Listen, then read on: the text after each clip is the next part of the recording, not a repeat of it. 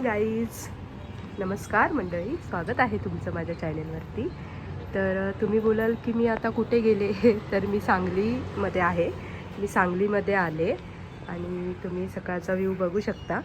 आणि ॲक्च्युली आमचं देवदर्शन आहे चिंचणी गावामध्ये. आम्ही देवदर्शनाला आलो आहे आणि सगळेजण हे बघा, आम्ही इथे सांगलीमध्ये रूम घेतला आहे.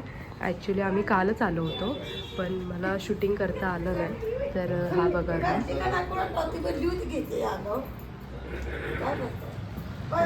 इथं सगळे असे बसलेत. हा एवढा मोठा रूम होता, AC रूम घेतला होता आम्ही. आणि बाहेर ही गॅलरी होती, खूप छान व्ह्यू येत होता, छान वाटत होतं, थंडीही होती आणि मस्त एकदम. आणि आम्ही एवढे जण आहोत आणि उत्कर्ष आंघोळीला गेले. हे बाथरूम आहे.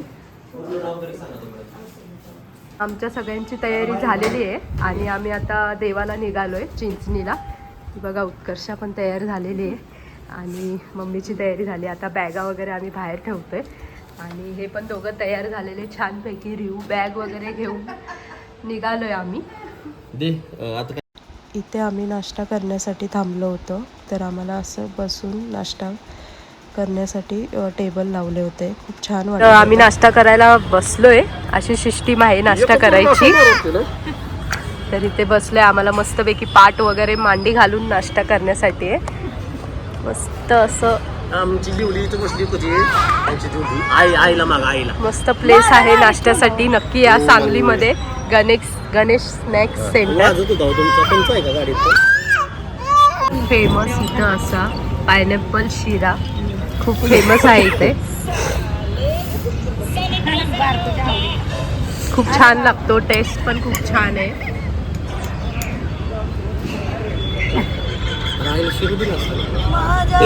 तर इथे आम्ही नाश्ता करून निघालो होतो चिंचली गावाला जायला दर्शनासाठी. तर इथे तुम्ही बघू शकता आत्या गाणी बोलतायत देवीची, त्यांना येतात, खूप छान बोलत होत्या.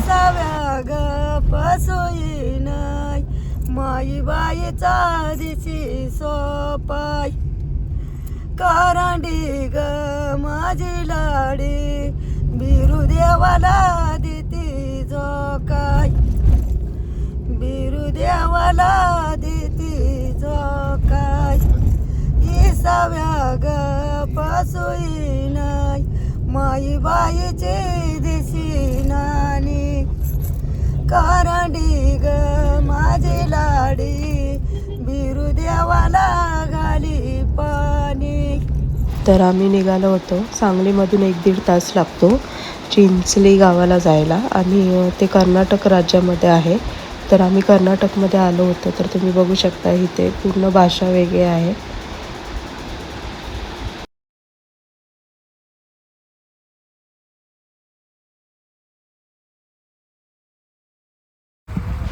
तर आम्ही इथे कृष्णा नदीवर थांबलो होतो, कारण इथूनच हातपाय तोंड धुवून पुढे देवीला जायचं होतं आणि नारळ फोडायचा होता. इथे आम्ही इथे थांबलो होतो हातपाय धुण्यासाठी. तर इथे तुम्ही बघू शकता की इथे दुसरेही लोक आले होते नदीवर हातपाय तोंड धुण्यासाठी आणि ही अशी पद्धत असते.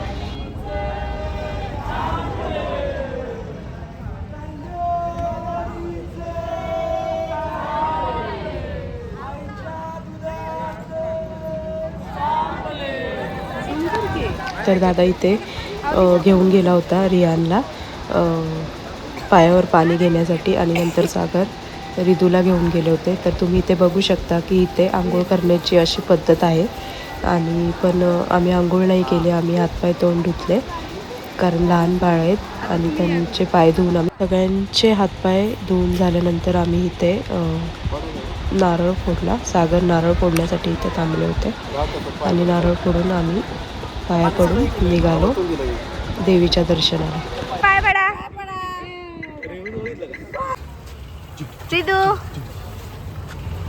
तर आम्ही गाडी पार्क करून मंदिराच्या दिशेने चाललो होतो. खूप कडक ऊन होतं म्हणून ह्या दोघांनी त्या दोघांना खांद्यावर घेतलं होतं रिदूला आणि आम्ही आता मंदिराकडे चाललो आहे. तर तुम्ही बघू शकता की ऊन किती कडक आहे. तर आम्ही मंदिराच्या इथे पोचलो आहे. मंदिर इथे पुढे आहे आणि मंदिराच्या परिसरात हे सगळी दुकानं वगैरे आहेत. इथे सगळे खेळणे वस्तू, तुम्हाला भंडारा, कुंकू वगैरे सगळे इथे वस्तू भेटतात. मेवा वगैरे, बाळांची खेळणी, खूप वस्तू होत्या ना. तर हे मंदिर आहे, हा मंदिराचा परिसर आहे. खूप मोठं मंदिर आहे आणि खूप सुंदर आहे. आज एवढी गर्दी नव्हती. तर आम्ही आतमध्ये मंदिरामध्ये चाललो होतो. तर इथे बघा मंदिराच्या आतमध्ये सुद्धा असं ठेवलेलं आहे विकायला. आणि हे बघा मंदिर खूप मोठं मंदिर आहे, प्रसिद्ध मंदिर आहे. हे कर्नाटक राज्यामध्ये चिंचली या गावात आहे हे मंदिर. खूप छान आहे, मस्त वाटत होतं. खूप गर्दीही नव्हती. आणि मम्मी हे सगळे आले होते आमच्यासोबत, तुम्ही बघू शकता. तर आम्ही इथे येण्याचं कारण मी तुम्हाला सांगते.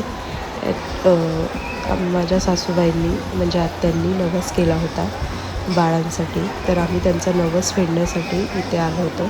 ही आमची 3री वेळ येण्याची. तर तुम्ही देवी बघू शकता, खूप सुंदर अशी देवी आहे. खूप छान असं सजवलं होतं. गर्दी होती, लाईन लागली होती इथे. आणि इथे बघा की ही अशी पद्धत असते की देवीला येताना नैवेद्य वगैरे घेऊन असं वाजवत आणलं जातं आणि तिथे फेऱ्या मारल्या जातात. तर हे असे वादक देवीला वाजवलं जातं. जे लोकांचे नवस आहेत ते फेडण्यासाठी वगैरे असं काही त्यांचे नवस असतील काही असेल तर ते असं देवीच्या दरबारात येऊन असं फेडावं लागतं. आणि आमचंही बाळासाठी नवस होता म्हणून आम्ही इथे आलो होतो. आणि इथे तुम्ही बघू शकता की दादा पुढे लाईनीतून देवीचं दर्शन घेण्यासाठी पुढे चालले. तर आमचं नवस आम्ही फेडला होता आतमध्ये जाऊन देवीच्या गाभाऱ्यात. पण आम्हाला तिथे व्हिडिओ काढता आली नाही, तिथं मनाई होती. तर ही अशी पद्धत जोखण्याची पद्धत असते लहान बाळांना. तर त्याच्यामध्ये खोबरं आणि भंडारा बाळांच्या वजना इतकं घेतलं जातं. तर ह्या दोघांचं मिळून 22 किलो असं आम्ही खोबरं आणि भंडारा घेतला होता. आणि तुम्ही बघू शकता की हे तिथल्या पुजाऱ्यांनी आम्हाला त्यांच्या दोघांच्या हस्ते ते आम्हाला वाटायला सांगितलं होतं. तर आम्ही ते वाटत होतो त्यांच्या हाताने. ते आमचं वाटून झाल्यानंतर त्यांनी आम्हाला थोडंसं भंडारा आणि खोबरं दिलं होतं उधळण्यासाठी. तर ते मंदिरावर उधळायचं असतं. तर आम्ही ते घेऊन चाललो होतो आणि ते बाळांच्या हस्ते ते भंडारा आणि खोबरं उधळायचं होतं. तर तुम्ही बघू शकता की दादा ती पिशवी घेऊन उधळत होता आणि बाळांना आम्ही देत होतो. तर प्रत्येक ठिकाणी आम्ही भंडारा आणि खोबरं ठेवत होतो. तर त्यांनी आम्हाला 5 फेऱ्या मारायला लावल्या होत्या मंदिराभोवती आणि आम्ही सगळेजण फेऱ्या मारत होतो.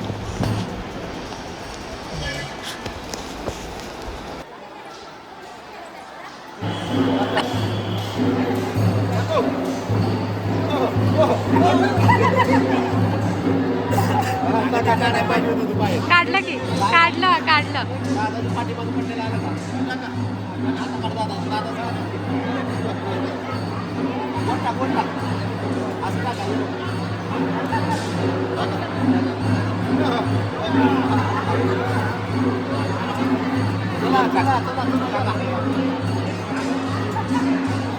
चला.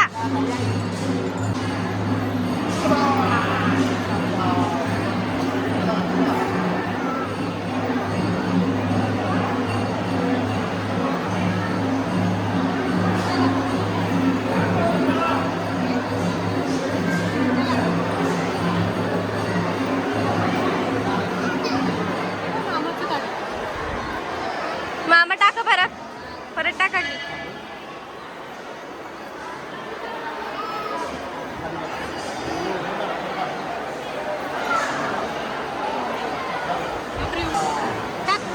दादा तू पण दादाला दाखव, पुढे चला पुढे चला.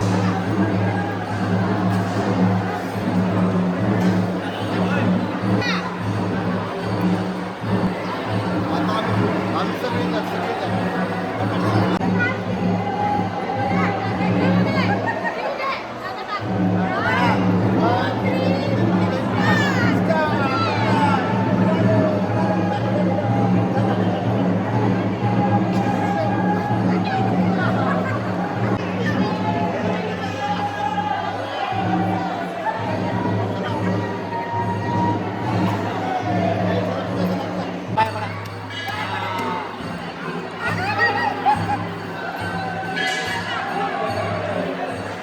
ते पेढे विक्री करायला बसलेले आहेत. कसे पेढे दिले?